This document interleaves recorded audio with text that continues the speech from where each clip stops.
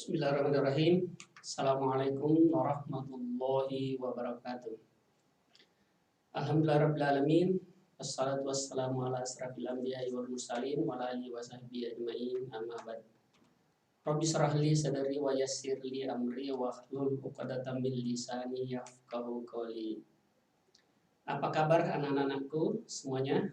Sudah siap belajar? Hari ini pertemuan kedua pelajaran IPA pekan lalu yang diisi oleh Pak Raja Mudin yang dilanjutkan oleh Pak Sunarto, dan pada kesempatan ini IPA terpadu terkait dengan IPA fisika, insya Allah secara bergantian sekali sepekan bergantian dengan biologi.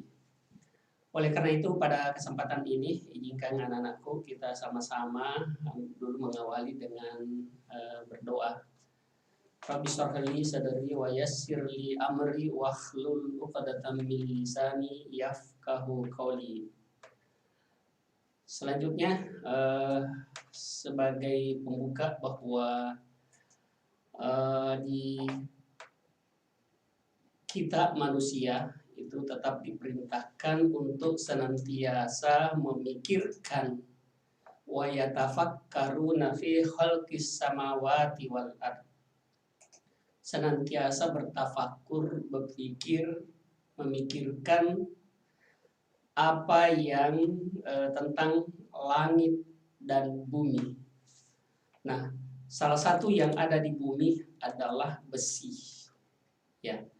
Dan seperti yang kita pelajari bahwa ternyata asal kejadian bumi itu tidak dapat melahirkan proses dari besi itu. Nah, berdasarkan itu maka coba dikaji dari Al-Quran. Allah menyatakan wa anzalal hadidah. Jadi Allah menurunkan besi. Berarti bukan diproduksi, besi itu bukan diproduksi asal-asalnya dari di bumi.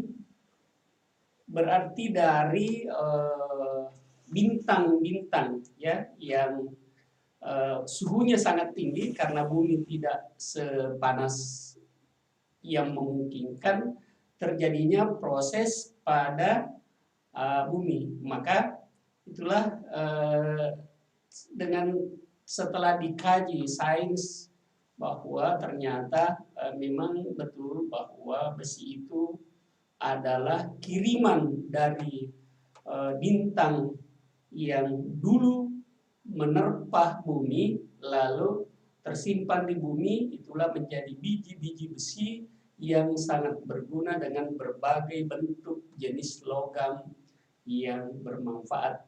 Salah satu manfaat dari logam itu adalah besi yang dibuat menjadi magnet.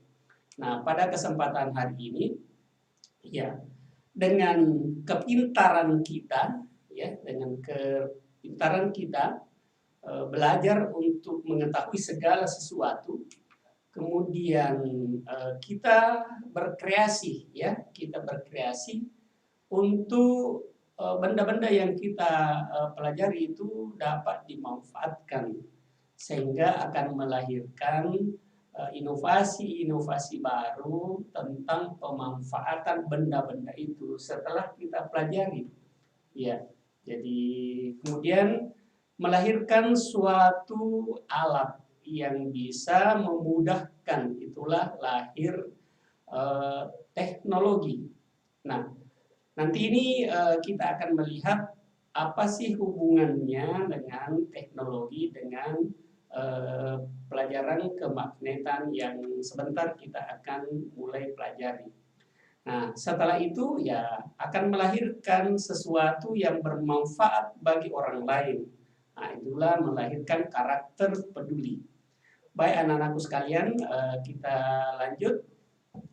Nah, pada gambar ini ada dua buah magnet, ya. akan melahirkan garis-garis gaya magnet atau flux magnet. Ya, jadi kita lihat ya, jadi pelajaran kita adalah kemagnetan.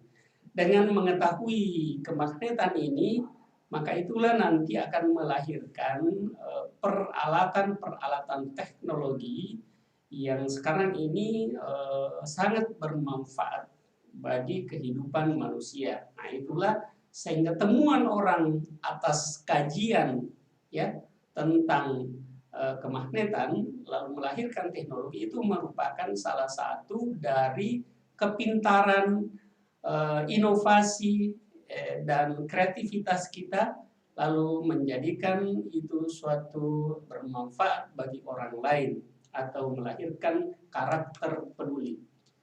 Baik, kita melihat apa sih kompetensi dasar untuk mata materi atau yang tadi kemagnetan ini.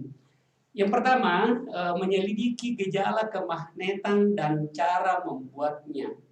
Jadi kita akan pelajari 1 kali pertemuan atau 2 kali 30 menit. Nah, karena pembelajaran COVID ini kita pakai 2 kali 30 menit. Kemudian yang kedua, mendeskripsikan pemanfaatan kemagnetan dalam produk teknologi seperti yang disinggung tadi. Itu diperkirakan itu 2 kali pertemuan atau 4 kali 30 menit. Kemudian KD3 itu menerapkan konsep induksi elektromagnetik yang menjelaskan prinsip kerja beberapa alat yang memanfaatkan prinsip-prinsip induksi elektromagnetik. Itu direncanakan atau diperkirakan 2 kali pertemuan atau 4 kali 30 menit. Baik, tentu ya apapun yang kita lakukan, rencanakan selalu kita menentukan dulu tujuan. Apa tujuan yang kita akan capai? Nah, yang pertama, anak-anakku diharapkan dapat menuliskan macam-macam magnet. Jadi beberapa macam magnet berdasarkan asal kejadiannya, berdasarkan bentuknya, berdasarkan sifat kemagnetannya. Ya. Jadi nanti ini ada macam-macam berdasarkan asal kejadiannya. Ada magnet alam, ada magnet buatan. Jadi kalau dikatakan berdasarkan sifat asal kejadiannya itu ada magnet alam yang terjadi secara alami, ada magnet buatan yang sengaja dibuat dengan tujuan atau keperluan tertentu. Kemudian ada nanti kita pelajari macam magnet berdasarkan sifat kemagnetannya. Artinya ada yang sifatnya permanen, ada yang sifatnya sementara, ya. Jadi itu. Jadi ini di tujuan pertama. Kemudian ada juga berdasarkan bentuknya. Ada yang batangan, ada yang silinder, ada yang bentuk jarum, ada bentuk U. Biasa juga disebut tapal kuda kalau lebih melengkung. Ya, disebut tapal kuda. Biasa juga disebut magnet ladang.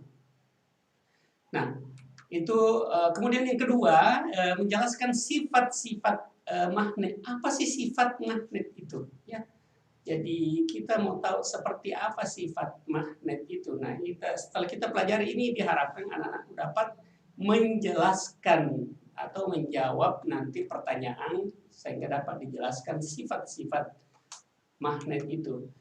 Kemudian yang ketiga, dapat menyebutkan cara membuat magnet. Misalnya ditanyakan, ada berapa cara? Ya, jadi ada berapa cara, jadi bisa disebutkan. Begitu juga cara ya membuatnya. Jadi bagaimana kalau itu dibuat dengan induksi, bagaimana kalau digosok, bagaimana kalau di elektromagnet atau dialiri dengan arus. Kemudian bagaimana jika itu magnet mau disimpan supaya tidak rusak? Nah, apa-apa yang harus dihindarkan? Jadi harus ditahu bagaimana cara menghilangkan. Kita bukan mau menghilangkan, tetapi bagaimana menyimpangnya supaya tetap sifat kemagnetannya itu masih baik. bertahan lama. Baik, kita lanjut. Selanjutnya, coba anak-anakku perhatikan, tersedia beberapa alat. Yang pertama intan, ya, jadi intan. Kemudian yang kedua gunting, ya. Kemudian yang ketiga kunci. Kemudian pensil. Ya, berikutnya gabus. Berikutnya bola. Ya. Nah, kita lihat benda-benda ini sebentar, yang mana bisa ditarik oleh magnet, itulah yang disebut benda magnetik. Ya. Kita lihat mungkin ada animasinya, ya. Magnet ini dapat menarik benda-benda tertentu. Coba diperhatikan, melewati gunting, kunci, nah, ternyata itu tertarik. Kalau intan tadi itu tidak tertarik. Begitu juga pensil, ya, gabus, bola, ya. Jadi intan, pensil, kayu yang terbuat dari kayu, gabus, bola tentu dari karet, nah itu ternyata tidak ditarik. Jadi inilah sebabnya dikatakan bahwa magnet dapat menarik benda-benda tertentu, atau bisa juga disebut logam. Namun tidak semua logam dapat ditarik oleh magnet. Ya, jadi ini animasi singkat bahwa ternyata magnet dapat menarik logam tertentu, karena tidak semua logam. Kita lanjut, coba diperhatikan, ini sebuah batu, ya, sebuah batu yang ternyata jika didekatkan pada serbuk besi akan melengket, ya, serbuk itu dan tersusun satu sama lain, ya, seperti kelihatan bulu-bulu itu, ya, yang sedikit menyeramkan. Nah, kenapa? Karena batu itu mengandung magnet. Ya, oleh karena itu kita lihat bagaimana sih asal usul magnet itu. Ya, menurut sejarah yang kita baca bahwa kata magnet itu berasal dari kata Magnesia, yang merupakan suatu nama daerah di Asia Kecil di mana ditemukan suatu besi. Nah, ini sudah lama, ya. Jadi lebih 2000 tahun yang lalu. Begitu juga di Cina, ya, sudah menggunakan magnet jarum atau kompas. Jadi memang kemajuan ilmu pengetahuan salah satu di antaranya itu di Cina. Ya, makanya Nabi mengatakan utlubul ilma walau bisin.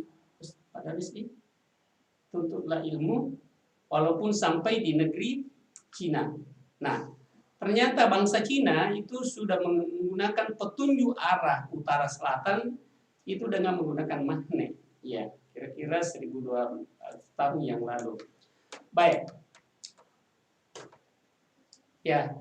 Sekarang kita lihat penggolongan-penggolongan benda magnetik dan benda non-magnetik. Jadi logam itu dapat dibedakan atas dua. Ada benda magnetik, adalah benda yang dapat ditarik oleh magnet dan dapat dimagnetkan. Jadi dapat ditarik oleh magnet dan dapat dibuat menjadi magnet, itu yang dimaksud dimagnetkan. Kemudian benda non-magnetik, ya seperti tadi yang tidak ditarik, itu namanya benda non-magnetik. Sekarang kita lihat mana saja yang bahan termasuk bahan magnetik. Ya, jadi ini antara lain besi, baja. Bedakah besi dengan baja? Sama-sama besi, tetapi ada yang keras, ada yang lunak, itulah disebut besi. Yang keras, kaku, kokoh, itu disebut baja. Kemudian nikel, kobalt, ya itu termasuk bahan magnetik. Ya, jadi dapat ditarik dengan magnet dengan kuat, ya. Jadi itu. Nah, inilah yang biasa disebut dengan ferromagnet. Kemudian bahan yang kedua, bahan non-magnetik. Bahan non-magnetik ini terdiri atas Paramagnetik artinya gaya tarik magnetnya juga ada tetapi lemah. Jadi itu disebut paramagnetik. Nah, jadi ditarik juga tetapi lemah. Ya. Nah, ini contohnya aluminium dan platina. Jadi bisa juga ditarik tetapi lemah. Kemudian yang kedua, bahan diamagnetik. Jadi bahan diamagnetik benda yang tidak bisa ditarik atau bahkan mungkin ditolak oleh magnet. Ya. Jadi ini disebut benda diamagnetik. Ya. Contohnya seng dan bismut. Nah, sedikit anak-anakku, kalau suatu saat nanti praktek lalu ternyata seng itu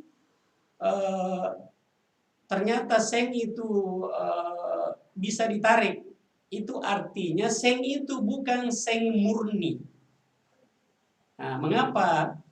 Berarti itu seng mengandung besi. Ya, mengandung besi. Nah, itu menunjukkan bahwa seng itu mengandung besi. Kenapa? Karena kalau seng itu yang dibuat atap rubah terbuat dari seng murni, pertama mahal, yang kedua kaku, padahal itu kan mau dilengkungkan, jadi mau dilipat, jadi makanya dicampur dengan besi. Nah, yang kedua juga harganya lebih murah. Nah, begitu. Kalau di Makassar ini ada di Panaikan itu pabrik seng Sermani, ya. Jadi kita itu di sini punya seng Sermani. Nah, seng itu buktinya bahwa mengapa ada besinya? Kelihatan kalau pertama seng itu dipakai di rumah itu bersinar, ya, bahkan menyilaukan mata. Tapi setelah lama-lama itu pudar. Nah, kemudian setelah kena hujan, kena udara, itu terjadi korosif atau berkarat. Nah, itu artinya mengandung besi. Sedangkan kalau seng tidak berkarat. Jadi itu. Baik, kita lanjutkan bagaimana sih hipotesa Weber tentang magnet itu. Ya. Jadi sebetulnya seperti apa itu lalu itu magnet. Coba diperhatikan di sebuah logam, sebetulnya setiap logam memiliki magnet-magnet kecil yang dikenal dengan magnet elementer. Lampunya yang mana? Yang ini.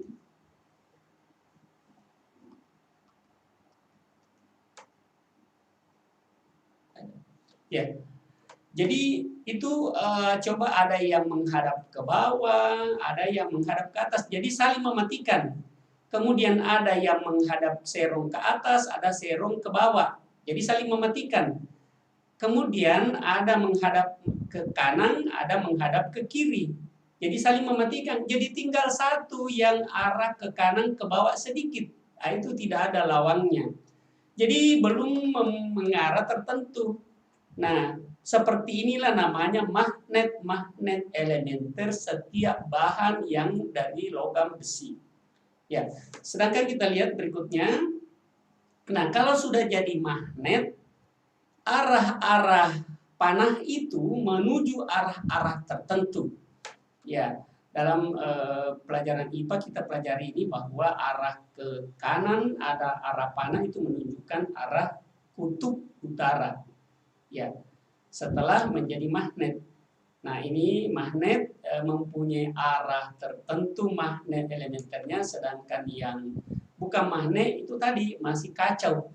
Nah, inilah yang diolah mungkin karena digosok, mungkin karena diinduksi, atau karena dialiri arus searah, maka terbentuklah menjadi magnet. Nah, jadi seperti inilah teorinya bahwa sebetulnya logam itu ada magnet-magnet kecilnya yang dikenal dengan magnet elementer yang tetapi arahnya belum jadi belum teratur, ya. Nanti setelah jadi magnet baru magnet atau arah magnet elementernya itu mengarah tertentu seperti kita lihat pada gambar itu. Nah, Baik, kita lanjut. Ya, pengaruh magnet elementer yang bersifat magnet dan non-magnetik. Coba diperhatikan, jadi tadinya masih kacau, jadi ini kalau tembaga itu. Nah, bagaimana kalau ini? Coba diperhatikan, didekatkan dengan magnet, akan kembali semula. Nah, sekarang kita lihat bagaimana kalau besi. Ya, didekatkan dengan magnet, dia setelah dipukul-pukul menjadi terarah tertentu. Jadi ini namanya bersifat tetap. Baik, kita lanjutkan. Magnet memiliki dua kutub. Jadi magnet itu ada kutubnya. Ya, apakah kutub berapa? Kutub apa saja? Tentunya anak-anakku sudah tahu, ada kutub utara, ada kutub selatan. Saya sekarang menghadap ke timur. Jadi kalau saya menunjuk ke tangan kanan saya ini berarti menunjuk ke selatan. Kalau tangan kiri saya ini saya bentangkan juga, itu menunjuk ke arah utara. Tidak pernah ada magnet menunjuk ke arah timur dan barat. Tidak pernah terbalik. Nah, begitu seterusnya kalau magnet itu sudah masih baik. Jadi sifat kemagnetannya masih benar. Ya. Tapi kalau sudah rusak berarti ya kemana saja. Ya. Ini coba ada eksperimen. Sebuah magnet diletakkan di atas meja, kemudian ditutupi kertas, lalu ditaburi serbuk besi. Ya. Ternyata terbentuk pola garis-garis gaya magnet.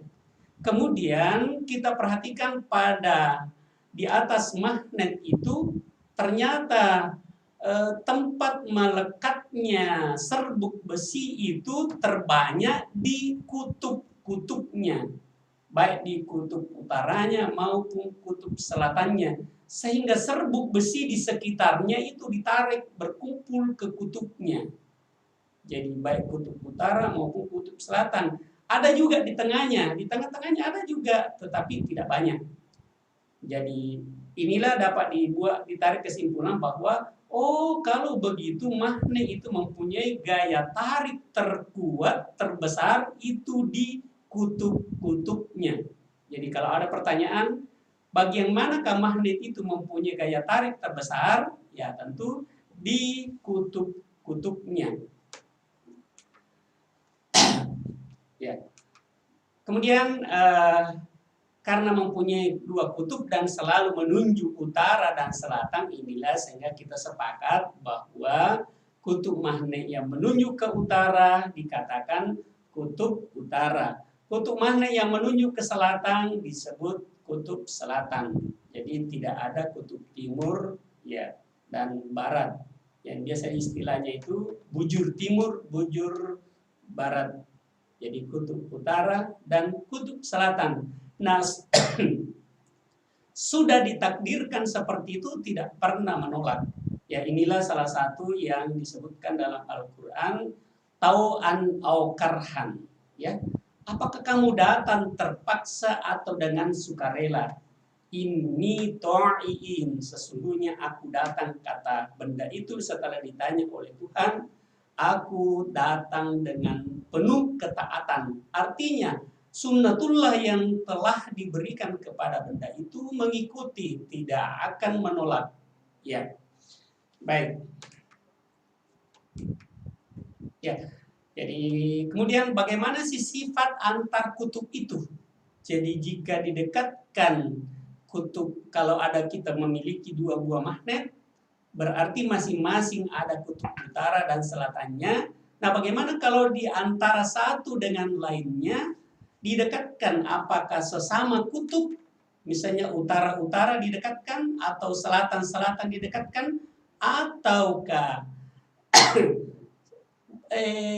kutub yang berlainan didekatkan, kira-kira apa yang terjadi? Nah, coba kita perhatikan ini selatan dan utara. Ternyata kutub saat itu tertarik. Jadi ada tanda panah itu menunjukkan yang digantung itu akan tertarik ke yang merah, yang biru itu akan tertarik ke yang merah. Berarti satu pengetahuan yang kita dapat bahwa oh ternyata kutub yang berbeda itu tertarik, ya. Jadi seandainya yang digantung itu yang dipegang merahnya, lalu yang didekatkan dipegang itu adalah birunya, selatannya, maka itu juga yang merah tertarik. Berarti kalau begitu tarik menarik atau saling tarik menarik. Nah, jadi kutub yang tidak senama, maksudnya utara dan selatan atau selatan dan utara itu tarik menarik. Nah, inilah yang terjadi juga dalam sunnatullah kehidupan. Ya, laki-laki normalnya tertarik ke perempuan, kalau perempuan tertarik ke laki-laki, bukan sebalik seperti kaum Nabi Nabi Lut. Ya, itu laki-laki tertarik sama laki-laki. Jadi kalau ada begitu itu namanya tidak normal. Baik, coba diperhatikan ada animasinya. Jadi ada mobil-mobilan yang sesungguhnya terbuat dari magnet, itu akan tertarik, ya, saling mendekat, ya, dijauhkan, kemudian karena ada rodanya, ya tertarik lagi. Bagaimana kalau yang sebaliknya? Nah, itu digantung, itu ada arah panah menjauh dari yang dipegang, berarti tertolak, ya. Tentu sebaliknya yang dipegang juga begitu sama, jadi tertolak. Begitu juga kalau utara-utaranya, ya, jadi sesama utara-utara atau sesama selatan-selatan itu tertolak. Nah, ini kita lihat animasinya. Jadi jika didekatkan, ya selatan-selatan akan tertolak, akan saling menjauh. Demikian sebaliknya, jadi kalau utaranya didekatkan juga akan tertolak. Jadi kesimpulannya adalah kutub senama tolak menolak, ya.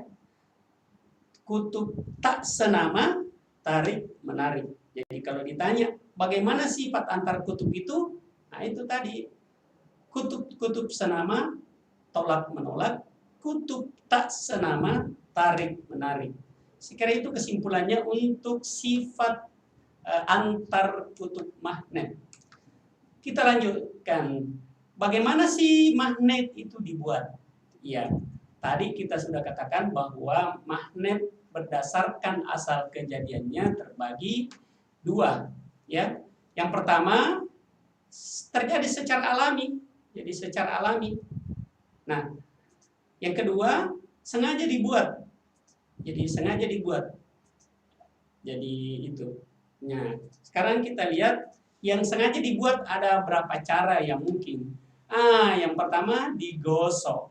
Ya. Digosoknya bagaimana? Ya tentu digosok dengan kondisi tertentu. Jadi yang logam tadi yang bisa dibuat magnet, kemudian ada sebuah magnet dipakai menggosok. Nah, tentu bukan menggosok sembarang, dengan ada aturannya. Ya. Kita coba lihat ya animasinya. Jadi digosok, yang dipakai menggosok adalah magnet. Nah, coba dilihat. Yang akhir penggosok selalu berlawanan dengan penggosok. Ya. Jadi kalau kutub utara dipakai menggosok pada logam yang dapat dimagnetkan, yang terakhir itu menjadi kutub selatan sebaliknya, ya. Demikian jika yang dipakai menggosok adalah utara, ya sebaliknya dia menjadi selatan yang digosok. Jadi berlawanan dengan penggosok, ya. Jadi itu tadi karena sifatnya, jadi setelah dimagnetkan begitu. Jadi kemudian cara menggosoknya diangkat. Semuanya ini animasinya sini kurang tepat sedikit. Harusnya diangkat setelah dikembalikan. Nah, nanti digosok bermula di sana, jadi bukan. Jadi sengaja dibuat seperti itu. Nah, inilah dengan cara menggosok, ya, dengan menggosok berulang-ulang dan teratur arahnya. Jadi pada baja atau besi, maka ia bisa bersifat magnet. Ya.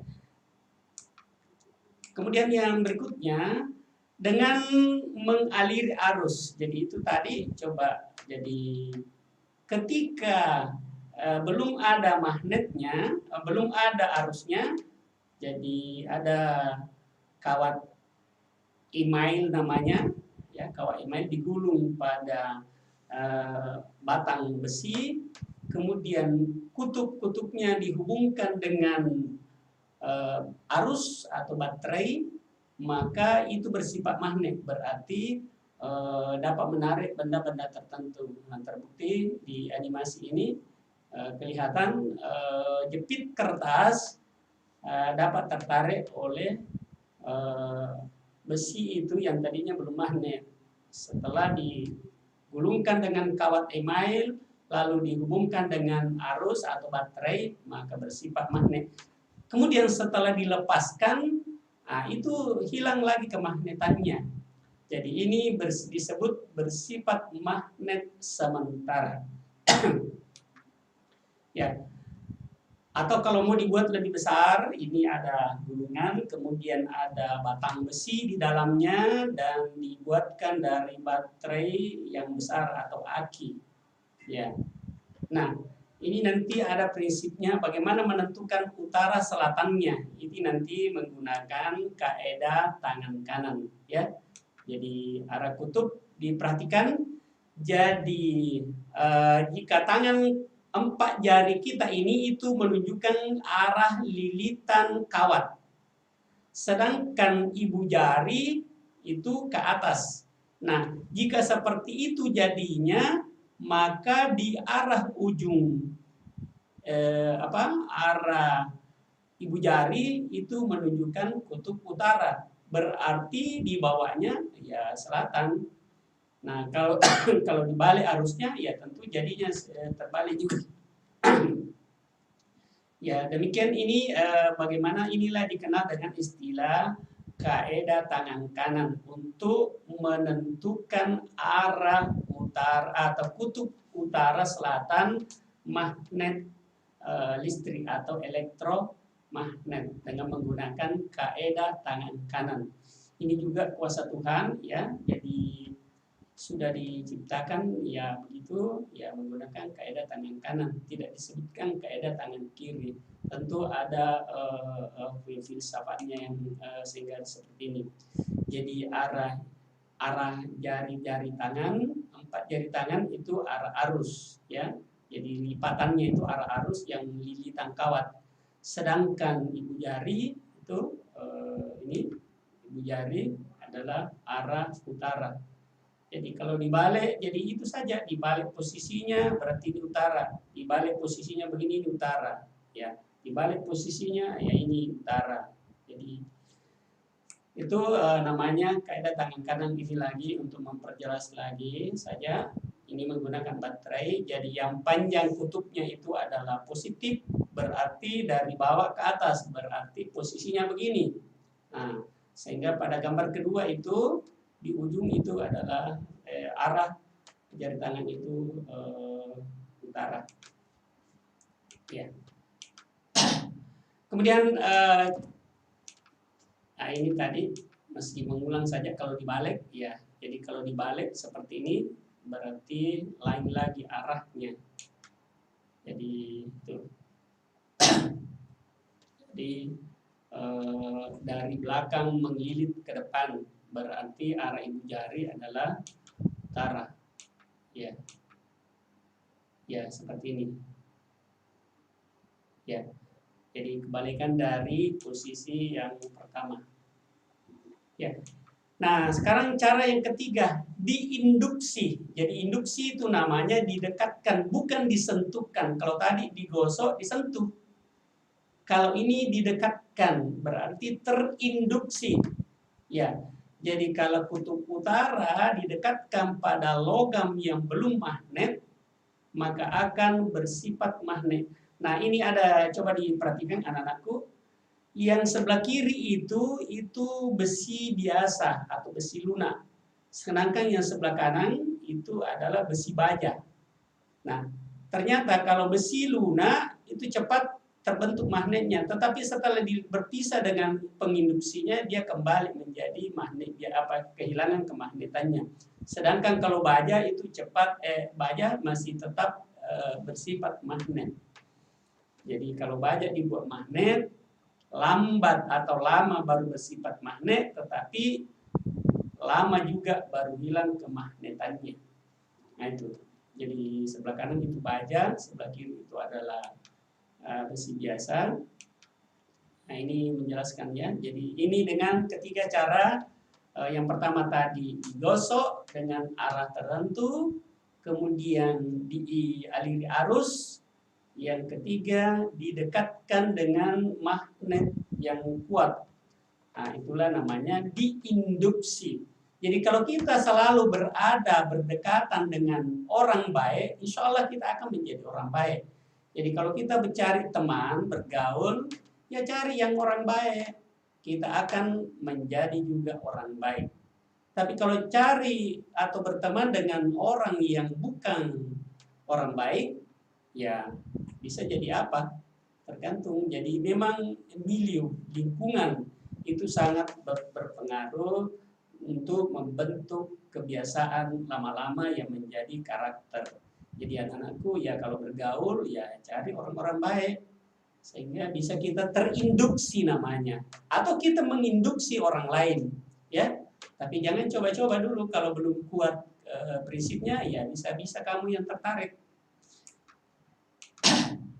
Ya. Kemudian magnet menimbulkan magnet di sekitarnya. Ya, sebetulnya ini materi ini akan kita lanjutkan pada pertemuan yang akan datang. Kita lihat dulu ada slide contoh-contoh soal. Di stop dulu Pak Haris. Iya, ada di bawahnya itu. Ini pembahasan berikutnya.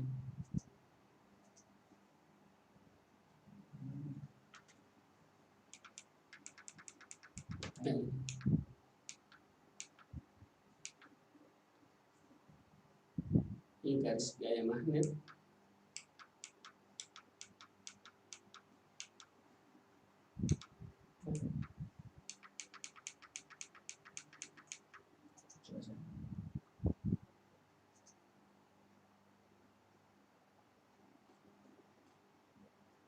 Pas-pas, iya tadi. Oh, di bawah. Iya. Itu. Slide 1.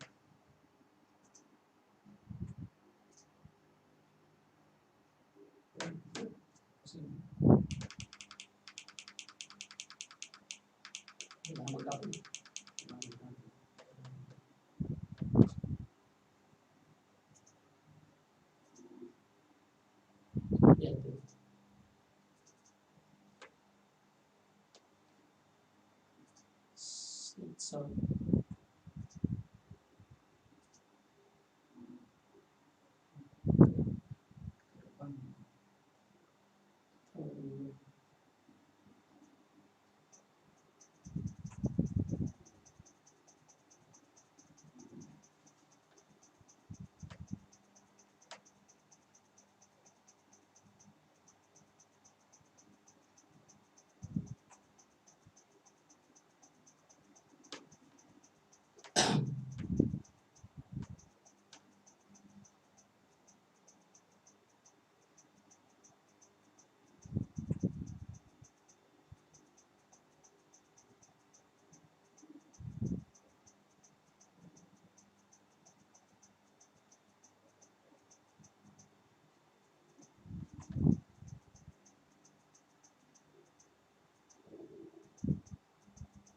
slide ya.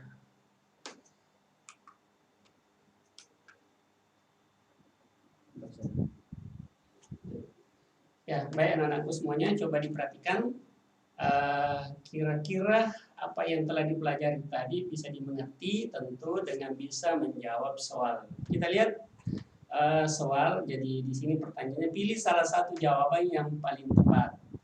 Jadi nomor 1 itu benda yang dapat ditarik oleh magnet disebut A. magnet, B magnetis, C dia magnetis, D non magnetis. Nah, coba kita lihat. Misalnya dijawab A. Kira-kira apa kalau A? Ada jawabannya. Ah, ya. Nah, ternyata kalau A dijawab salah. Nah, kira-kira apa? Coba dijawab D. Non magnetik. B. Ternyata magnetis itu. Jadi jawabannya adalah benda yang dapat ditarik oleh magnet disebut benda magnetis. Kemudian kobalt, tadi ada contoh apakah itu ferromagnetik, apakah itu paramagnetik, diamagnetis atau agnetis. Ini jawaban Denny tentu Agnes Monica, bukan pasti. Coba dijawab A, ferromagnetik. Nah, ternyata benar. Ya.